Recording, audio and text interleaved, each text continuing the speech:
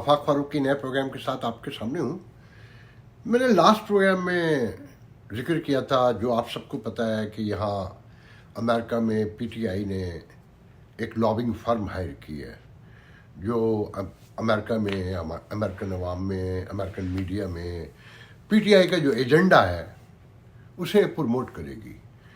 तो मैंने ये भी आपको बताया था कि जो मेरा शुबा था, जो यकीनन दुरुस्त निकला, कि सजाद बरकी और आतिफ खान जो हैं, टेक्सास का उस पर पता था, ह्यूस्टन का, तो इन लोगों ने ये साइन किए होंगे इस लॉबिंग फर्म के साथ।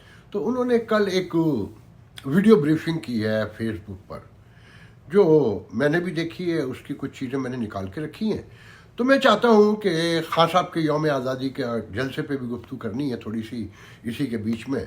तो उस पर गुफ्तगू से पहले जो सजाद बरकी साहब ने और आतिफ खान ने ब्रीफिंग दी है, वो आप देखें, फिर उसके बाद उस पर हम थोड़ी सी गुफ्तगू करेंगे कि बहुत दिलचस्प ब्रीफिंग है वो। अस्सलाम वालेकुम। मेरा नाम है सजाद बरकी और मेरे साथ आज हैं आतिफ खान।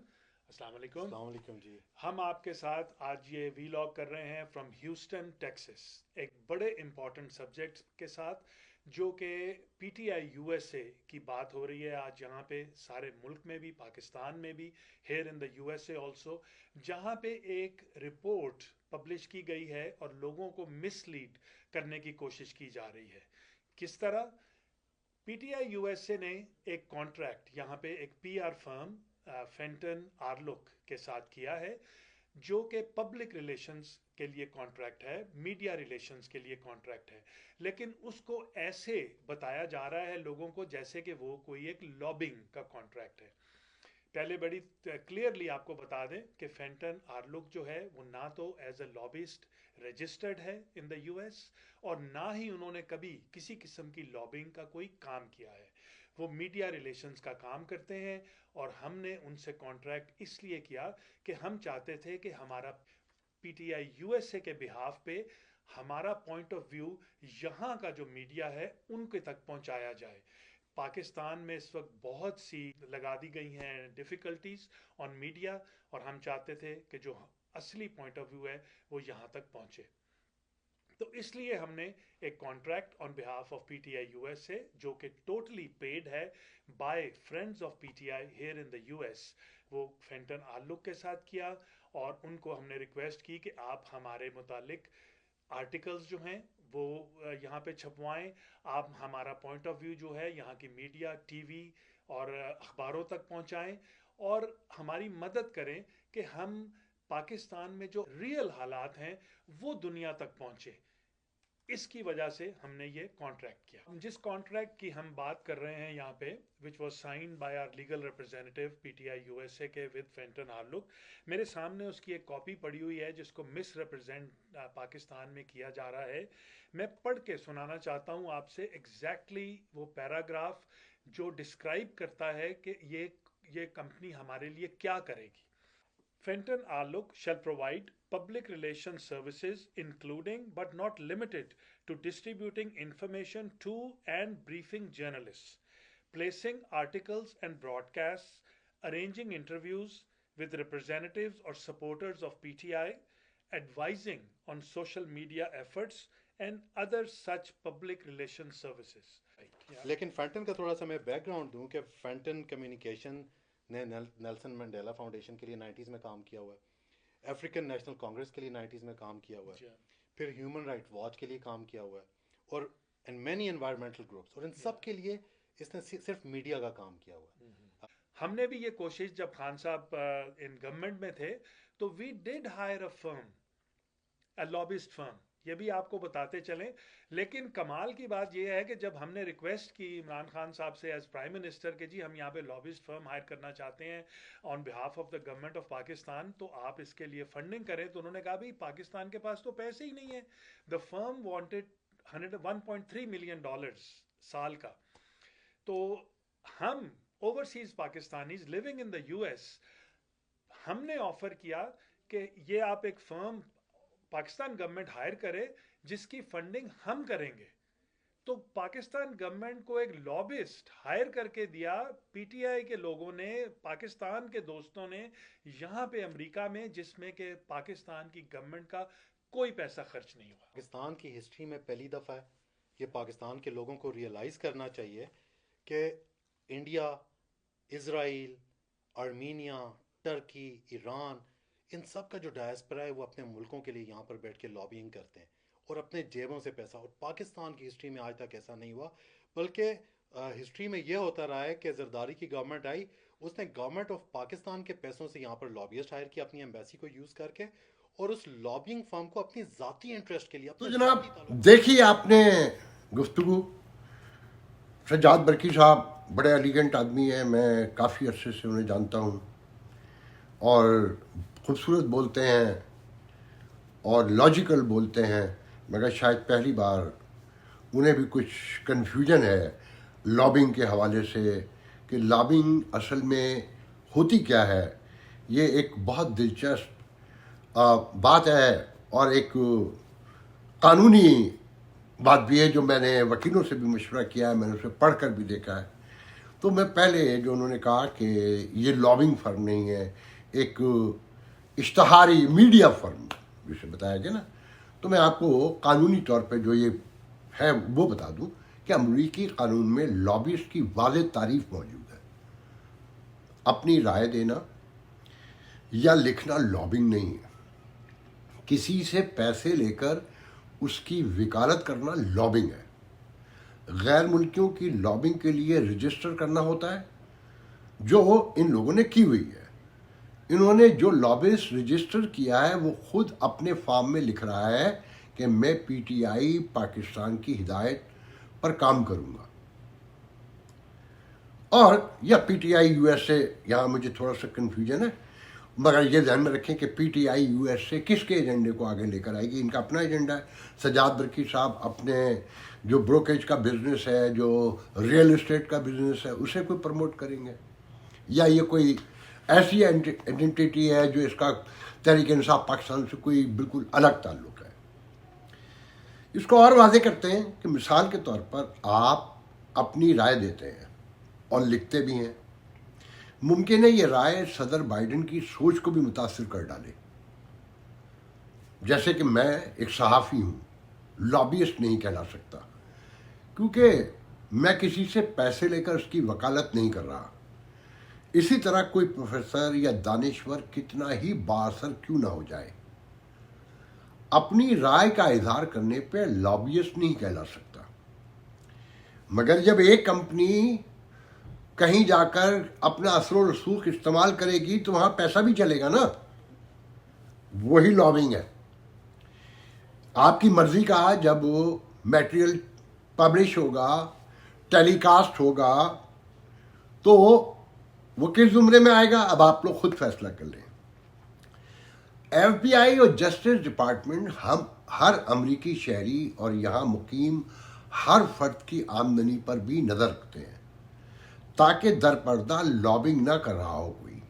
ڈاکٹر نبی فائی کے کیس سے جو لوگ واقف ہیں، نہیں ہے تو گوگل کر کے پڑھ لیں تو اسے سمجھنے میں مزید آسانی پیدا ہو سکتی ہے۔ اور یہ سجاد برقی کا کہنا کہ یہاں پالیسی کی نفی کرنا عین جمہوری ہے، اس پر میں بعد میں آؤں گا۔ جہاں تک انہوں نے کہا کہ پی ٹی آئی امریکہ کے خرچے پر حکومت پاکستان کو بھی یہی خدمات فراہم کی گئیں، تو یہ حکومت پاکستان جواب دے گی کہ کیا ایک سیاسی جماعت حکومت پاکستان کے لیے اپنے پیسوں پہ لابیسٹ فراہم کر سکتی ہے۔ پھر سجاد برقی اور عاطف خان کا کہنا کہ نیلسن منڈیلا افریقی کانگریس سے لے کر مختلف، یہاں تک کہ ہیومن واچ تک، مختلف تنظیموں اور جماعتوں نے امریکہ میں لابنگ کی ہے۔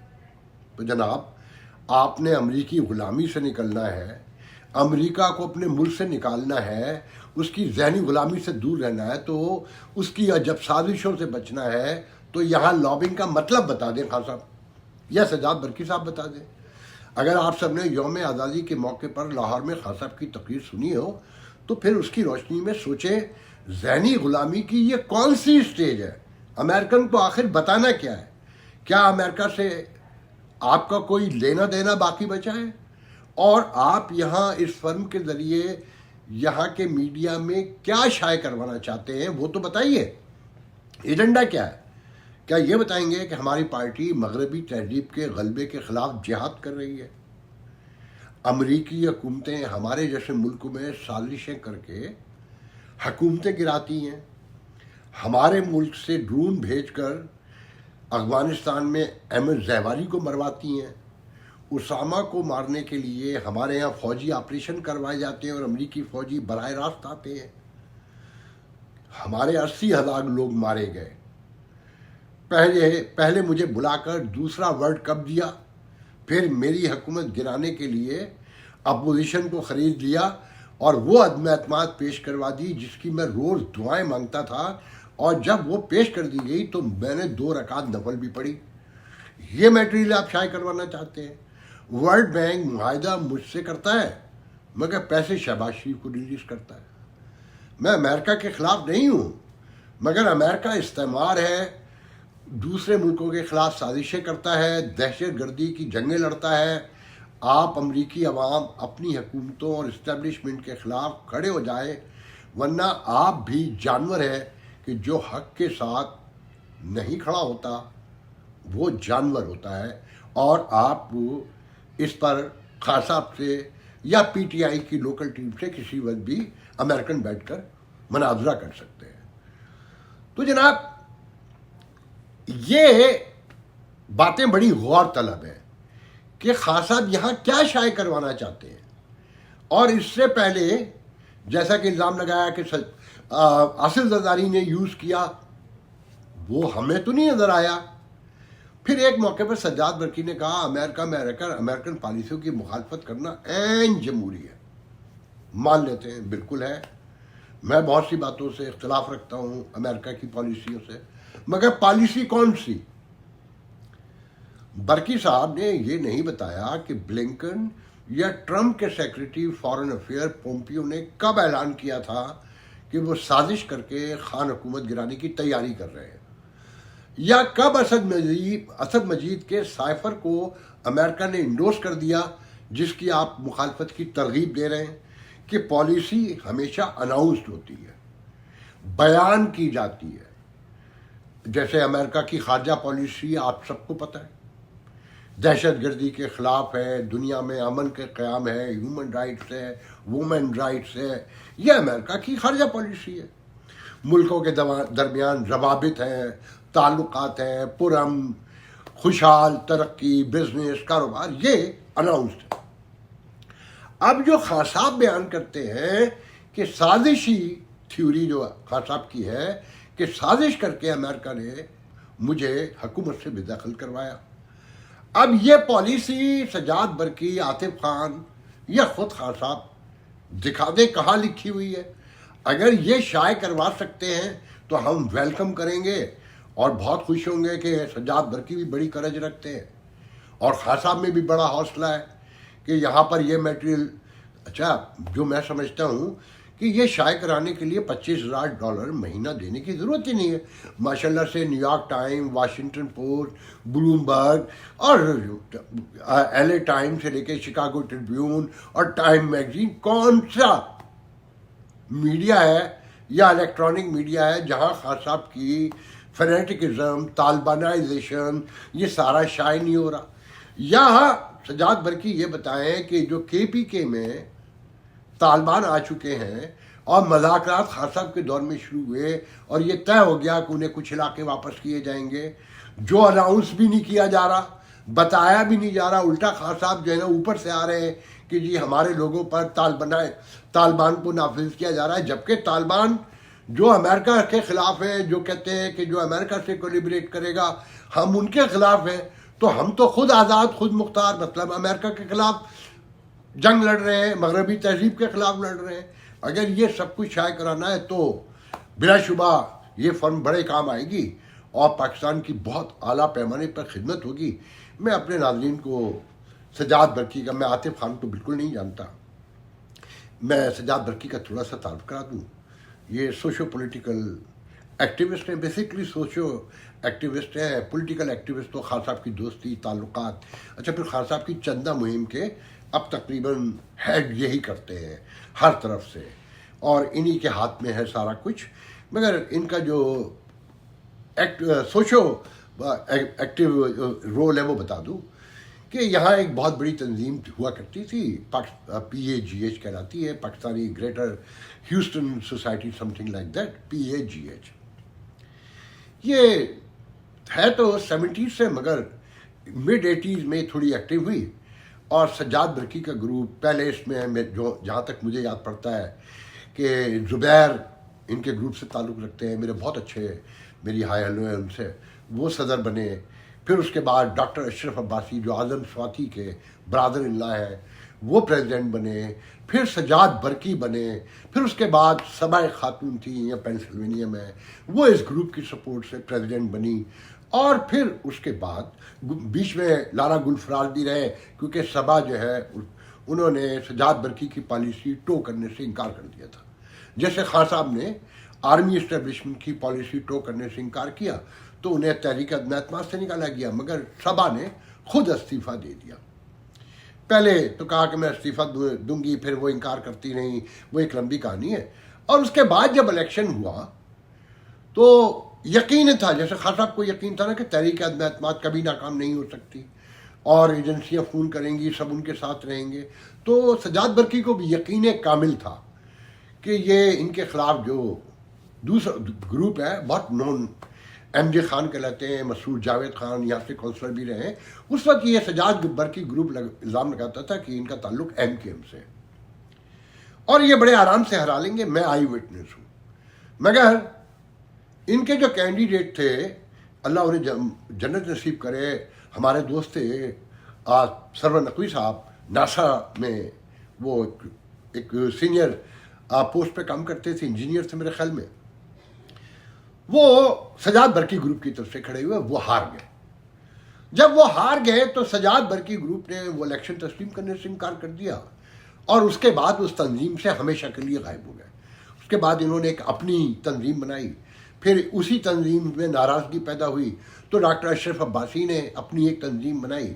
مطلب خان صاحب اور سجاد برقی کا مزاج آپس میں بہت ملتا جلتا ہے کہ یا تو اقتدار ہمارے پاس ہوگا ورنہ نہیں ہوگا.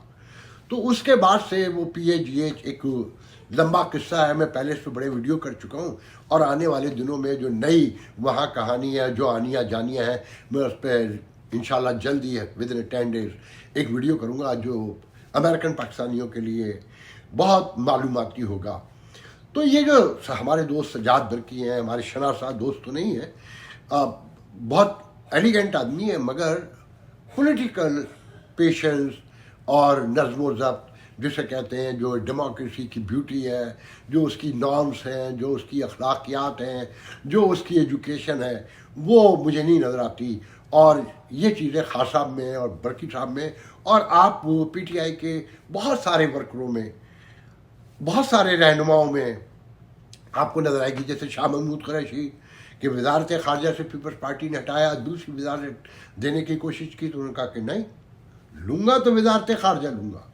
آپ سب کو معلوم ہے پھر انہوں نے 30 سال سے جو پیپلز پارٹی میں تھے وہ پارٹی چھوڑ دی. تو دیکھیں خان صاحب کی تقریر پہ ہم گفتگو کل کریں گے. آج یہ ویڈیو آلریڈی لمبا ہو گیا، انشاءاللہ آپ سے کل دوسرے ویڈیو میں گفتگو کی. اللہ حافظ.